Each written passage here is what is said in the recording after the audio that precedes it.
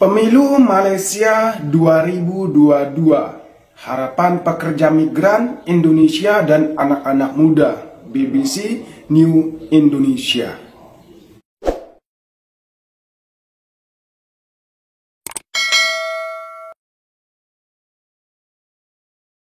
Assalamualaikum warahmatullahi wabarakatuh. Berjumpa lagi dengan Gunawan Lombok dan berjumpa lagi dengan channel Gunawan Lombok. Oke teman-teman, terima kasih karena teman-teman selalu mengikuti channel ini. Dan terima kasih juga buat sahabat-sahabat dimanapun berada karena telah mendukung channel ini. Oke teman-teman, kali ini saya mau mereaction tentang harapan TKW Malaysia ini terhadap pemilu 2022 di Malaysia. Yuk teman-teman, tanpa membuang masa, yuk kita lihat video reaction ini. Apa tanggapan dan apa harapan TKW Malaysia ini di pemilu 2022 di Malaysia. Skip the queue, but not the meal. Download the food. Sungai Buloh, where is Sungai Buloh? What is Sungai Buloh about Lemban? Takkan Sungai Buloh penjara aja? Takkan Sungai Buloh hospital aja? Kata janji manifesto Sungai Buloh. Ini kata janji saya Don Nomban. Don Nomban baca lah kata janji.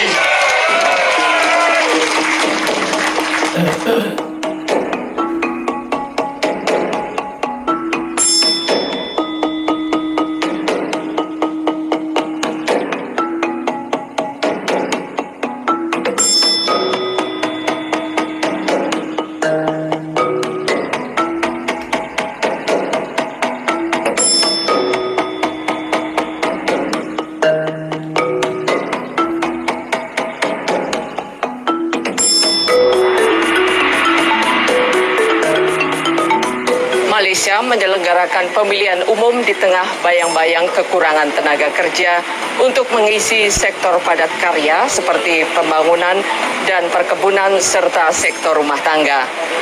Banyak tenaga kerja asal Indonesia pulang ketika terjadi pandemi. Sampai sekarang mereka belum kembali. Meskipun para tenaga kerja asing tidak memiliki hak suara dalam pemilu di Malaysia. Betul ini. Jadi kalau kita balik kampung dari Indonesia, dari Malaysia ke Indonesia, kalau musim-musim inilah, kalau masa-masa ini, baik kita balik cuti daripada kita balik las. Kalau balik las agak susah masuk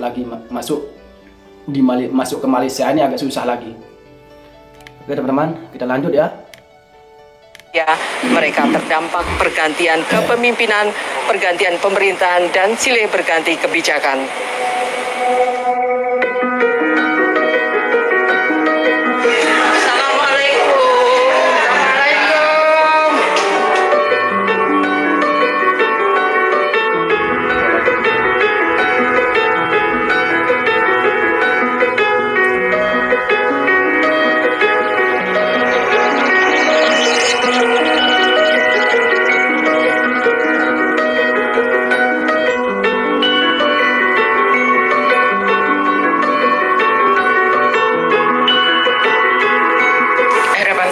Untuk pihak pemerintah memperhatikan kami para pekerja asing yang dimana di tahun-tahun sebelumnya mungkin banyak yang mempunyai dokumen, kemudian ada COVID-19 terkendala, tidak bisa mempunyai dokumen lagi karena susahnya bagaimana kita mau menyambung permit, sangat susah bagi kami para pekerja.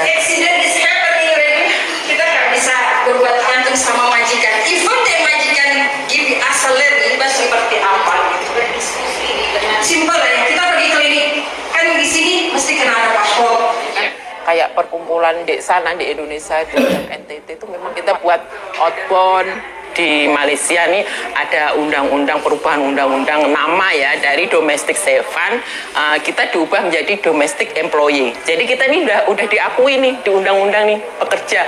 Akan tetapi di situ dalam undang-undang itu kami masih dikecualikan dalam hak-hak pendapatan, hak misalkan basic salary, hari cuti, itu kita tidak dapat, dan masih banyaklah teman-teman kita yang menerima pelanggaran-pelanggaran itu ya.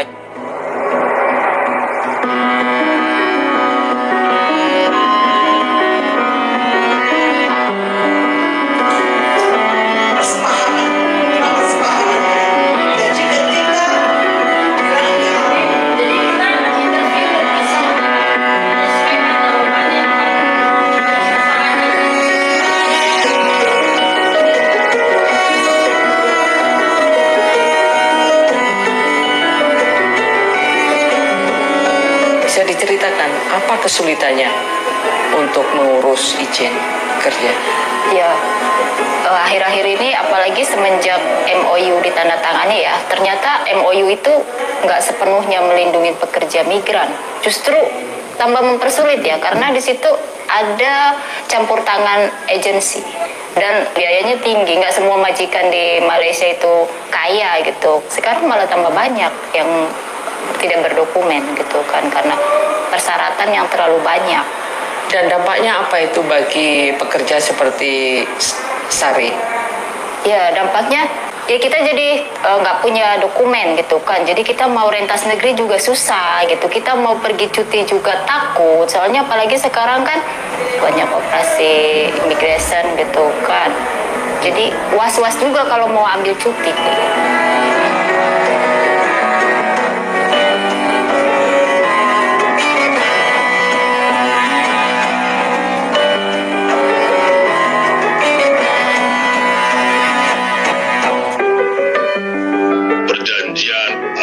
Kesepakatan apapun yang ditandatangani oleh pemerintah sebelumnya itu tentu harus dihormati ya. Bukan berarti bahwa kalau terjadi pergantian pemerintahan lalu kesepakatan yang lama menjadi tidak berlaku. Dalam pengiriman pekerja domestik, penggunaan agen itu merupakan kewajiban undang-undang kita. Masalah pekerja domestik ini ada kerawanan yang lebih tinggi dibandingkan dengan sektor-sektor yang lain. Kan sekarang ini banyak tuh ya pekerja-pekerja ilegal gak dibayar bertahun-tahun, ya ada 10 tahun, 15 tahun, ada yang didera.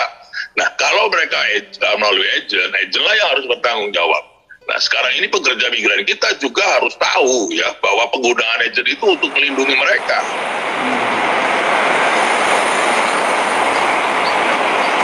Lapangan kerja yang diisi oleh tenaga kerja migran pada umumnya bergaji rendah. Ini kurang diminati oleh penduduk setempat.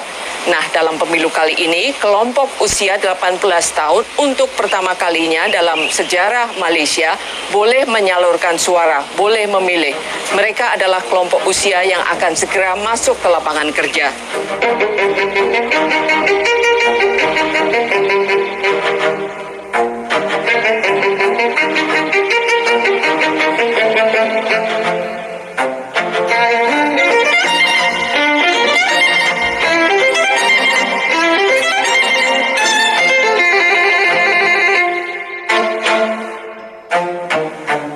Sebenarnya saya rasa kami tak banyak pilihan sebab rakyat Malaysia tak nak buat kerja orang asing, tak nak buat kerja macam janitor, tak nak kerja kutip sampah. Kerajaan boleh tolong naikkan taraf hidup pekerja asing.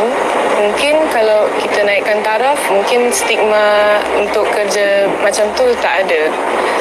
Mungkin in a few decades, mungkin kalau taraf hidup kerja sebagai pekerja asing tinggi dan baik, mungkin rakyat Malaysia akan tertarik juga dengan pekerjaan macam tu.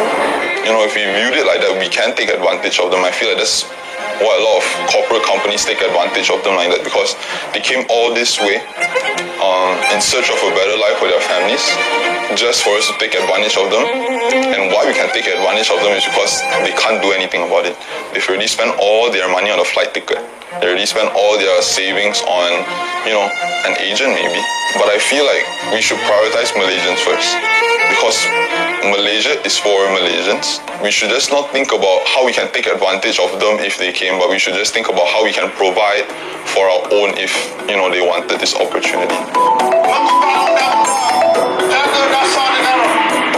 Kalau begitu senang tuan pilih Parlimen, datang minta bantuan, datang minta tolong, dia kata, tuan saya risau sangat. Tenaga kerja di Malaysia ni kita kena melihat kepada proses yang lebih licin, pengambilan tenaga kerja daripada negara-negara jiran. Tapi pada masa yang sama kita mesti memastikan bahawa pekerja itu ada hak-hak tertentu yang dipelihara dengan baik. Tetapi untuk jangka masa panjang kita juga mesti mengurangkan kebergantungan kita kepada pekerja asing di Malaysia.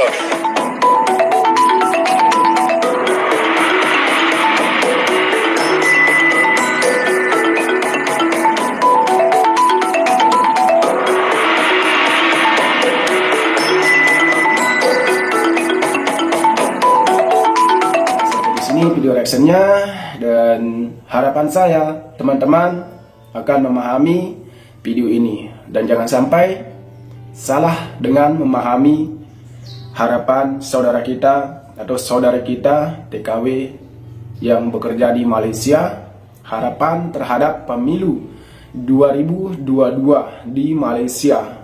Oke teman-teman, terima kasih sudah menonton dan jangan lupa dukung support channel ini dengan cara subscribe, like, and share. Assalamualaikum warahmatullahi wabarakatuh.